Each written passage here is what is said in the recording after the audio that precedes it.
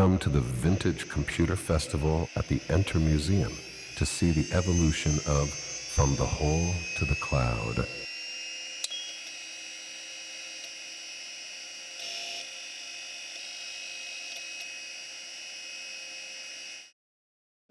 Bien, mesdames, messieurs, chers collègues, chers amis, merci Pierre-Yves pour ta présentation qui simplifie la mienne.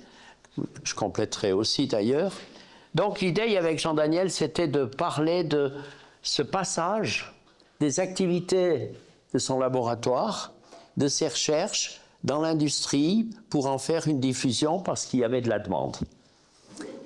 Et puis, tout au long de cette présentation, aussi avec les contacts que j'ai eus depuis hier, eh bien, ça a un petit peu dérivé et c'est plutôt mon enthousiasme ici qui va transparaître parce que l'industrialisation, c'était une industrialisation de produits, voilà, particulier. Et puis, on m'avait dit que la présentation devait être en anglais au niveau des slides, alors j'ai fait les slides en français, j'ai la version anglaise, mais comme tout le monde ici est parfaitement trilingue, on va rester en français, c'est plus simple.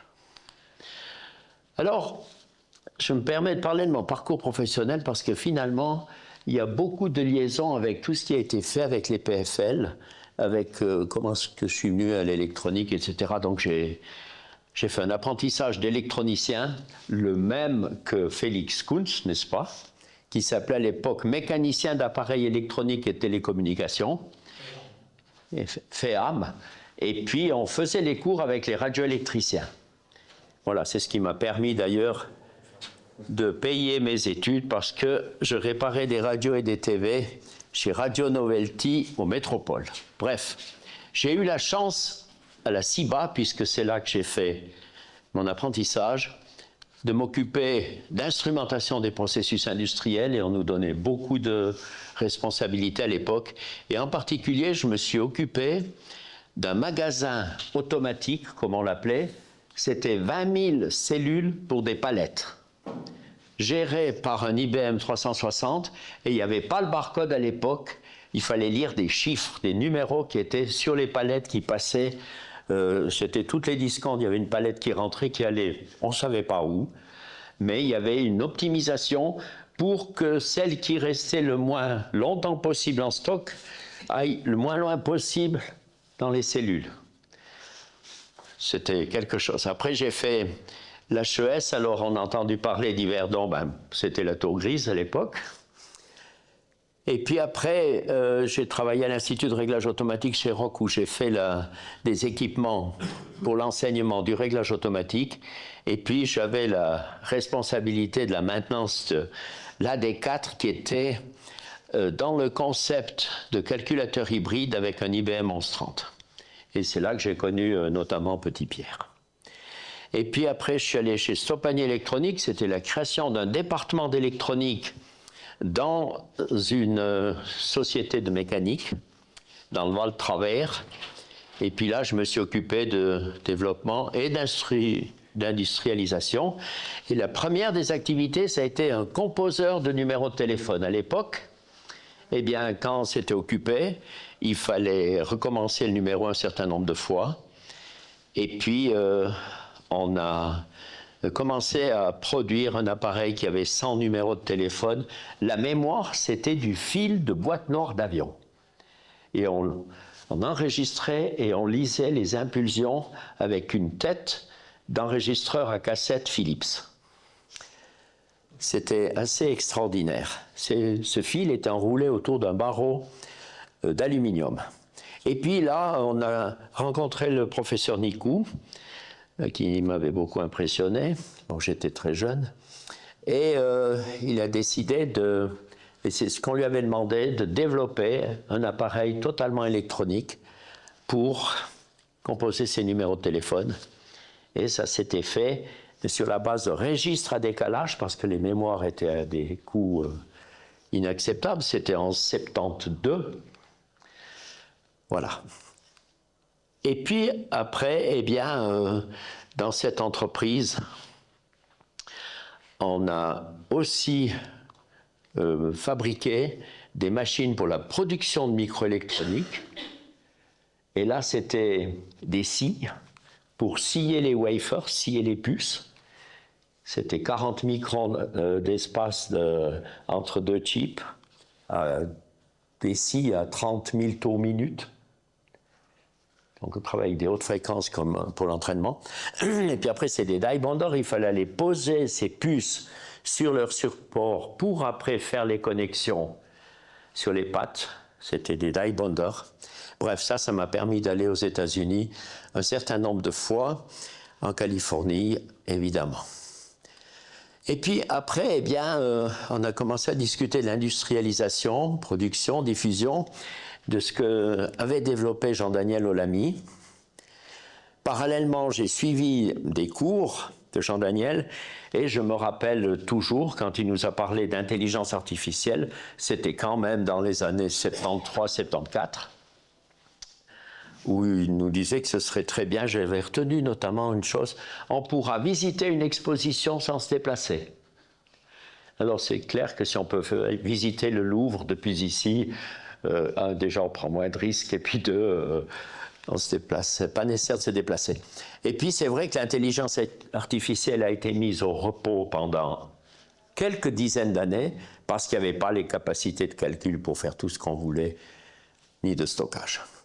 Et puis, j'étais un des membres fondateurs, avec Pierre-Yves Rochat, de Epsitech, avec Madame Nicou, qui en a assuré le fonctionnement pendant quelques dizaines d'années. Et puis, j'étais longuement membre du conseil d'administration. Voilà, ça, c'est des éléments qui m'ont mis en relation avec la micro-informatique d'une part, l'électronique, la micro-informatique, les PFL, et puis les NICU et les activités. Ensuite, depuis 1979, j'étais dans la production d'énergie électrique et là, on avait un PDP-8. C'était assez extraordinaire déjà en 1972 d'avoir une usine électrique qui avait un ordinateur. Je me suis occupé, sur la base de tout ce que j'avais appris précédemment, de concepts d'automatisation pour la surveillance des barrages, prévision et gestion d'énergie, optimisation des ressources. J'ai débarqué à Émosson en 1979 avec un SMACI sous le bras. Il n'y avait aucun ordinateur personnel dans les sociétés d'électricité. Et 4 ans après, il y en avait une dizaine. Et toutes les personnes qui faisaient le service continu, puisque c'était 7/24, 24 heures sur 24, tous les jours de l'année, eh bien tout le monde s'était mis à l'informatique, et pourtant c'était des gens qui n'avaient pas du tout de formation dans ce sens. On les a formés pour, et ils nous ont fait beaucoup de tâches administratives, des statistiques, etc. Et puis parallèlement, eh bien, je me suis occupé de l'introduction des SMACI dans les écoles de degré 2, dans les gymnases, en Valais, dans le canton de Fribourg, et puis alors dans des PME, et là il y a aussi eu l'aide de Pierre-Yves Rochat pour des applications particulières, et surtout appliquer les mises en réseau. Et c'était assez intéressant, et il y a eu des applications sur des SMACI en Valais pendant 15 ans, 20 ans, je ne sais plus, entre 15 et 20 ans, avec des gens très contents. Et puis, je suis impliqué dans le soutien aux organisations qui font vivre l'aventure du SMACI, infiniment parce qu'il faut que ça dure.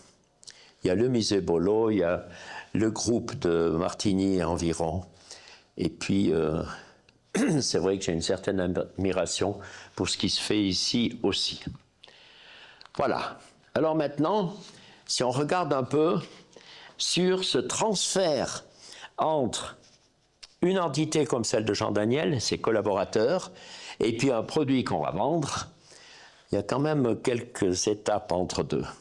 Alors, comme l'a dit hier Jean-Daniel, notre, pas motivation, notre, je sais pas, je n'ai plus le mot, mais en anglais c'est motto, c'était la miniaturisation. Et c'est là, c'est vrai qu'on s'est un peu frotté. Qu'est-ce que vous voulez, le micro-Leru, il avait cette taille, et puis nous, on est venu avec celui-ci. Alors là, ça a déjà commencé à dire, non, mais attends, Ouais, il semblait que les tiroirs étaient tellement restreints, les PFL, qu'ils ne savaient pas où ranger ces micro-les-rues un peu plus grands. Comparé à ce qu'on avait comme lecteur. Oui, comparé à ce qu'on avait comme lecteur, absolument. Bien, alors le micro-les-rues, eh bien, qu'est-ce qu'on a fait? On a refait le circuit imprimé, mais ça c'était assez banal. Et puis, c'est vrai qu'il y avait 2 circuits imprimés parce qu'il y avait un micro-les-rues série et un micro-les-rues parallèle. D'accord? Puisque avait été inventé le SIMSER, hein, c'était simple série, c'est une interface. Et puis, il fallait réaliser des moules d'injection. Il y avait 4 pièces différentes à faire, notamment une assez particulière, c'est celle-ci. Eh bien, on arrivait avec une seule lampe à exciter les 9 trous de la bande, enfin les trous de la bande, oui, ou les 9 cellules qui étaient en face, tout simplement parce que cette pièce, donc c'est une plaque de forme arrondie, et puis elle avait 9 tétons. Ces tétons, c'était du plastique, donc ces tétons étaient conducteurs de lumière. Voilà, donc on avait fait ça. Et puis alors ça, c'est un modèle un peu particulier. C'est la souris que tu m'as donnée dimanche dernier, où je me suis dit, mais c'est pas croyable. Ça, c'est l'entrée du papier, on est bien d'accord. Ici, un fin de course. Et puis, il n'y avait pas de sortie, il y a une plaque qui bloquait la sortie. Et puis ce matin, j'ai trouvé Pierre-Yves Rochat qui m'a dit « Ouais, mais ça c'est connu ». Et d'ailleurs, j'aurais pu y penser parce que sur le micro-les-rues, il y avait ça. Eh bien, c'était tout simplement un lecteur de cartes de quelques bits. C'était une carte mot de passe. Il y avait peut-être 5-6 caractères. Donc on enfilait jusqu'aux fins de course. Mais c'est vrai que j'ai perdu quelques cheveux qui me restaient. Et voilà le schéma du micro-les-rues. Schéma du micro-les-rues d'origine, on reconnaît bien l'écriture de Jean Daniel. Et puis, on ne s'est pas arrêté là. On a fait un... Oui, c'est son nom là, en haut, tu vois. Ah oui, en haut. Oui. Le schéma lui-même, c'est pas Jean. Non, on l'a fait chez nous. Ah oui, oui. Parce que lui, il aurait mis des petits ronds de l'autre côté. Voilà. Mais on a quand même recopié le sien. Hein. Alors, et ça, c'est le micro-drive. Alors, tout simplement parce que, et ça m'a fait me marrer tout à l'heure, parce qu'il y avait une bande, il y a dans tes vitrines, Jean-Daniel, ici, une bande qui fait 10 mètres de long parce que c'est 4K. Alors ça, c'était quand même un peu fastidieux.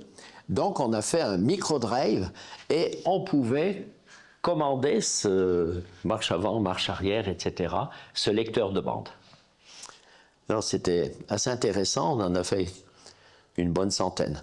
Ces micro-les-rues, eh bien, c'était intéressant pour des gens qui devaient charger des bootstraps et des techniciens de digital qui devaient charger un long bootstrap avec, je sais pas, 30 instructions ou 40 instructions avec les clés sur les panneaux frontaux. Eh bien, ils utilisaient ça. Et puis, on en a vendu quelque chose comme 1000 à peu près.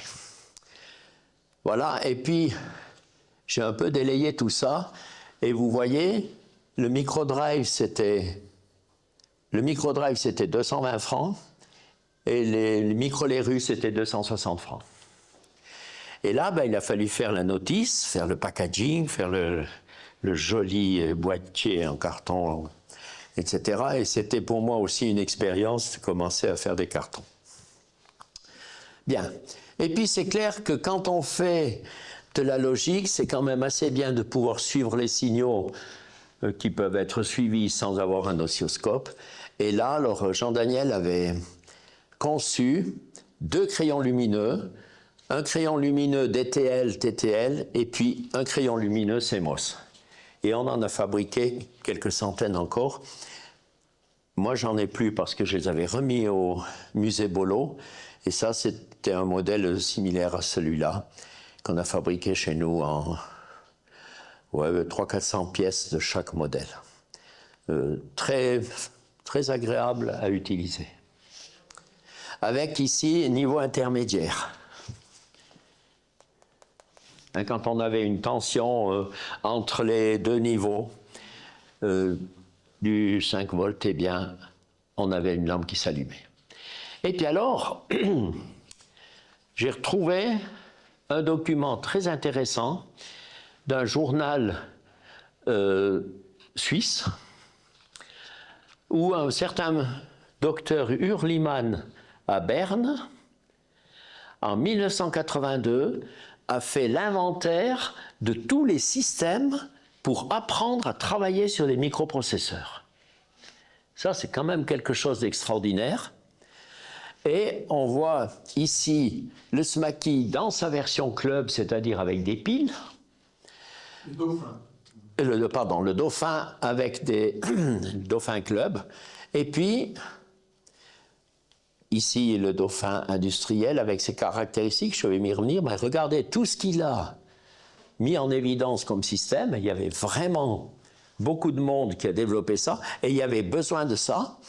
Mais dans la description du SMACI, il dit c'est le seul où on peut faire autant de choses du SMACI, du dauphin, c'est le seul avec lequel on peut faire autant de tests sur différents processeurs, et il parle aussi de toutes les interfaces, qui sont un plus par rapport à tous les autres. Alors j'ai ressorti ici, en agrandi, quelques éléments.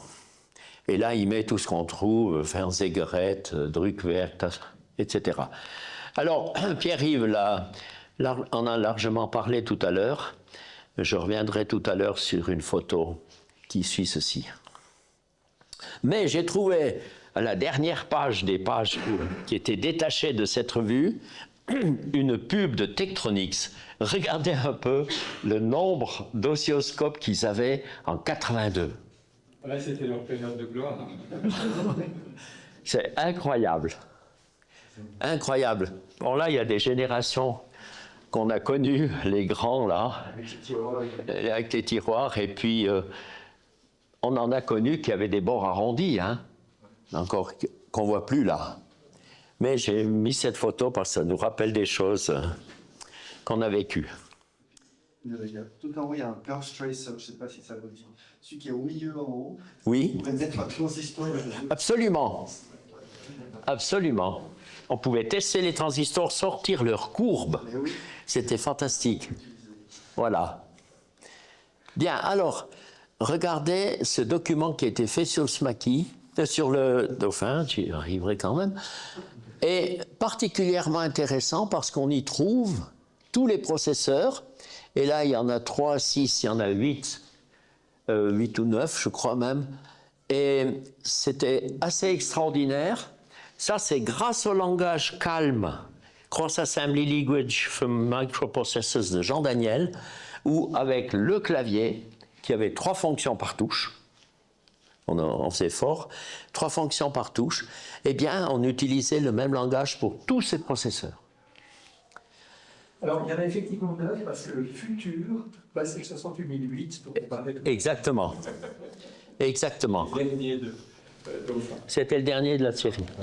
J'ai des 460 là. Ben, tu vois. Et puis, voilà, la ROM, la RAM, etc. Et puis, ici, ben, tout ce qu'on pouvait y connecter. Voilà, donc le clavier avec les 3 fonctions qu'on peut voir ici. Son affichage, ici, c'était pour sortir sur des écouteurs. Sur cette photo, il manque la carte processeur qui était toujours la première. On a derrière une carte de programmation et puis la carte qui nous permettait de se connecter son et vidéo. Et puis alors, les adresses et les datas, et ça c'était quand même très subtil et facile à utiliser. On travaillait tout en octal et c'était vraiment bien. Voilà quelques cartes, le 2650. Le 2650, c'est en 75 que cette carte a été développée. Ouais. Parce que je m'en occupais pendant que ma femme était à la maternité pour l'accouchement de notre deuxième fille. Donc c'était en 75. Autrement, je ne me rappelle pas tellement des dates. Et puis, le Z80, qui est venu tout de suite après. Mais le premier qui a été développé, c'était le 2650. Je ne sais pas pourquoi, certainement qu'il était abordable, et il n'a pas fait long feu. C'était Signetics, hein. Ça n'a pas fait long feu. Voilà la carte de programmation. Il y avait 2 modèles. La carte relais, alors là, on était très content de faire ça. On a eu passablement de demandes. Tout simplement, on avait entrée-sortie, 8 relais. C'était pas si simple à implémenter. Voilà, et puis on a eu un distributeur en France, un distributeur en Allemagne. J'ai retrouvé les prospectus de l'époque sur du distributeur allemand. Avec ici un puncher. Et ça, c'était le distributeur allemand qui fournissait ce puncher à ses clients. On faisait les trous à la main. Et puis le micro-lérue. Voilà, alors, c'était quand même un système absolument extraordinaire.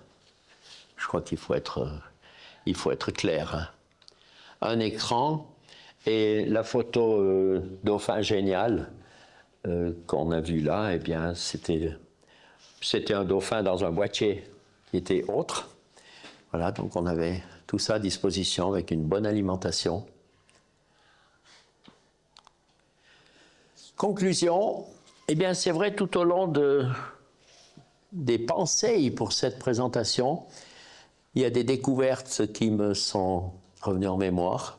L'enthousiasme de l'environnement du Lamy, ça c'était quelque chose d'exceptionnel. Toi, je crois que tu peux en dire quelque chose et tu l'as même dit hier. Ensuite, la productivité géniale du Lamy. Il sortait des choses qui étaient tellement hors du commun, avec des visions d'avenir. Et puis, c'était un réel plaisir de mettre en valeur ces inventions du Lamy.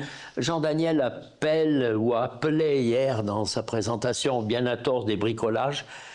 Il faut savoir que les bricolages de Jean-Daniel sont des choses qui sont faites avec une grande précision. Ce n'est pas du bricolage à la Dubout. C'est vraiment très bien fait. Et c'est vrai que ça aurait mérité davantage de marketing. Une grande société commerciale aurait peut-être développé ça beaucoup plus. Je dirais que ça s'est fait un peu comme on a fait les Smaky 6. Les Smaky 6, on en a quand même produit à peu près 4000. Voilà. Tout ça, c'était il y a 50 ans. Bon, il y en a parmi vous qui étaient déjà nés, mais pas tous, hein. Donc, je peux comprendre qu'il y ait des choses qui vous surprennent pour certains. Et puis, ce qui reste à jamais gravé dans mon cœur, eh bien, c'est la famille Nicou. Parce que c'est quand même le cœur de toute cette aventure. Évidemment, avec Epsitech, on a pratiqué de près Madame Nicou. Alors, j'y pense et j'y penserai tout le temps. Merci Jean-Daniel. Et merci de votre attention.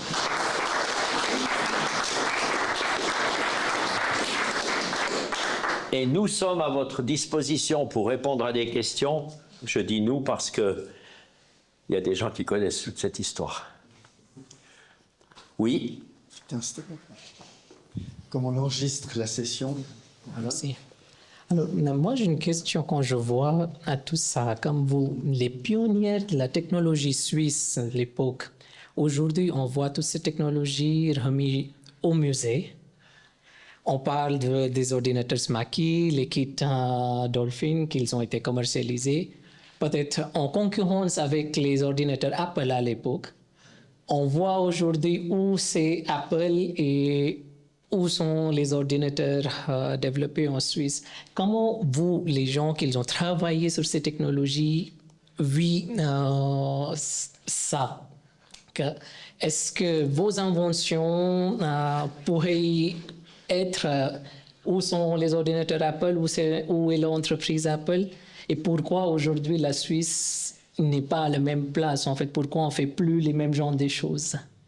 Il y aura plusieurs réponses, mais j'aimerais en donner une. Je vais me contenter de reformuler votre question. pourquoi on n'est pas devenu Apple? Vous auriez pu poser la question, pourquoi vous n'êtes pas venu comme Commodore ou comme Atari? Alors, j'ai un peu répondu à cette question. C'est vrai qu'on a compris qu'on n'arriverait plus à fabriquer d'ordinateurs, mais on a eu l'extraordinaire chance en ce qui concerne les SMACI que ça devienne un logiciel. Et je peux vous témoigner qu'aujourd'hui, il y a en tout cas une société qui est à Bienne qui utilise journellement des logiciels qui ont été développés dans les années 1980-1990 pour faire des chablons pour des lettres gravées pour les pierres tombales et qui utilise toujours le SMACI pour ça. Donc le SMACI n'est pas mort comme d'autres machines sont mortes.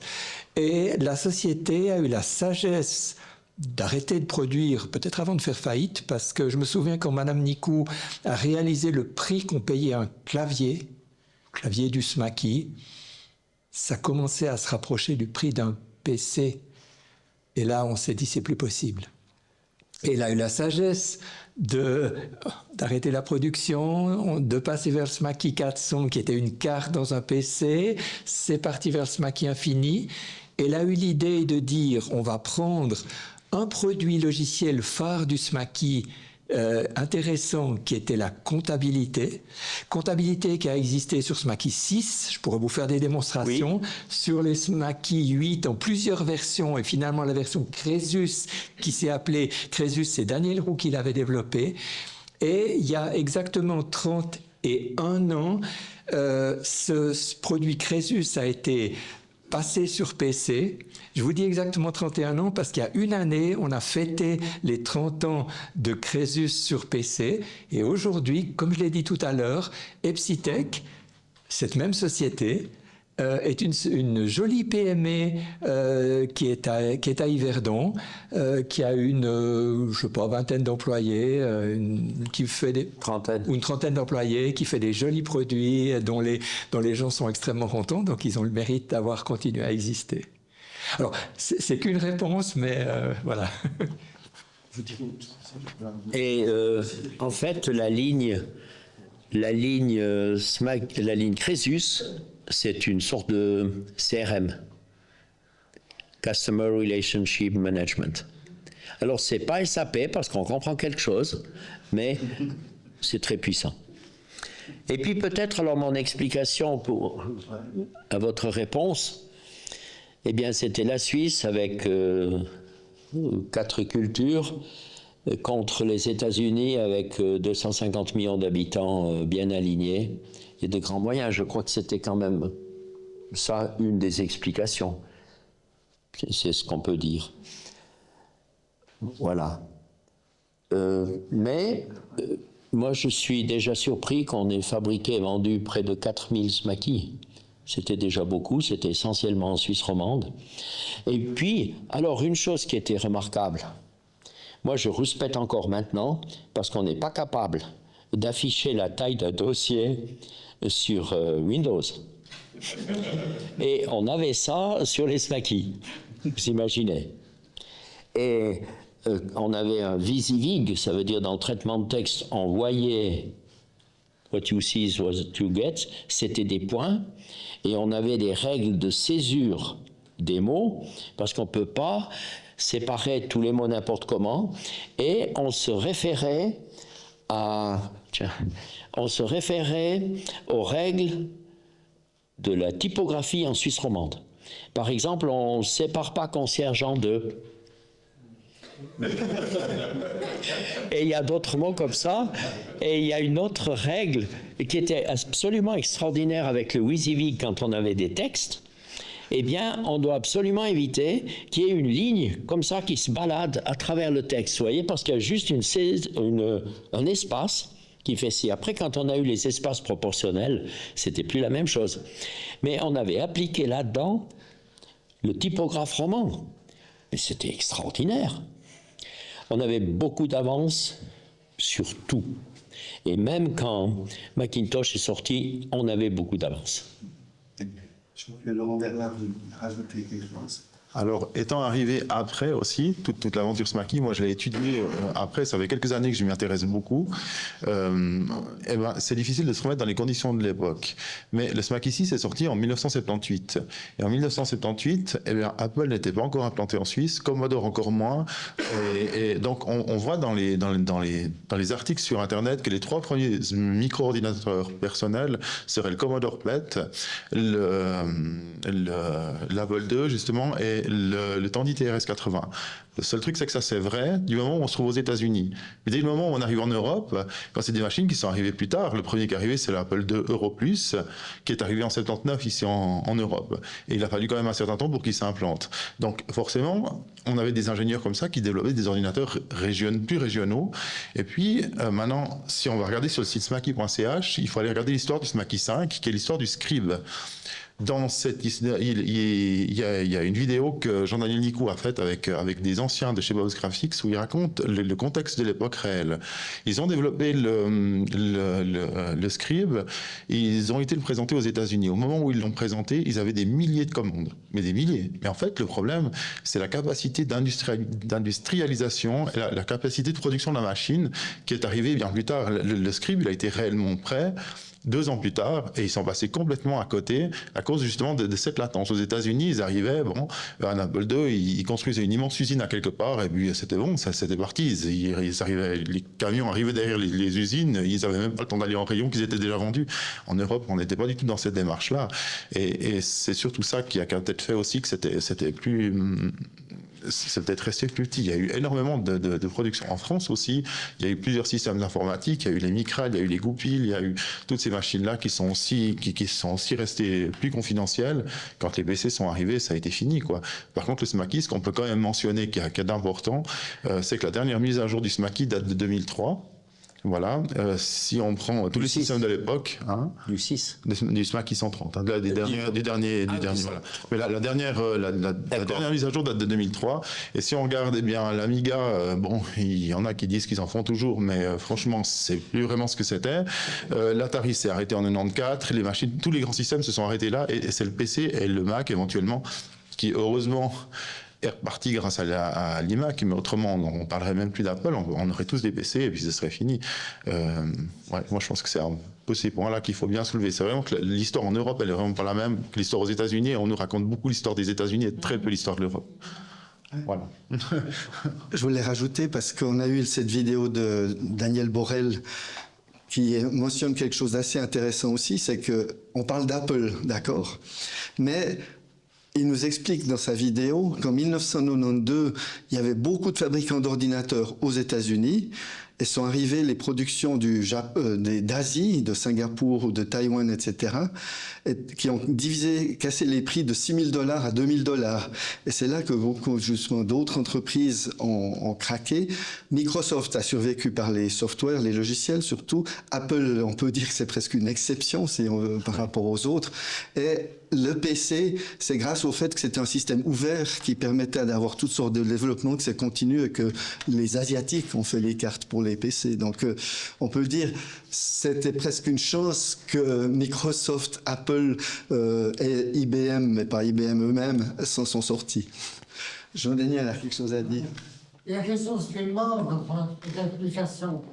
Stomani était avec un bon produit qui avait du futur.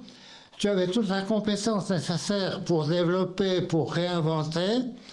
Et est-ce que c'est uniquement une erreur de management chez Stoppani, ou bien est-ce qu'effectivement le terrain industriel n'était pas encore prêt en Suisse romande pour développer et propager internationalement des produits qui étaient comme ça en avance par rapport aux besoins et qui n'étaient pas encore réclamés? C'est ça le problème.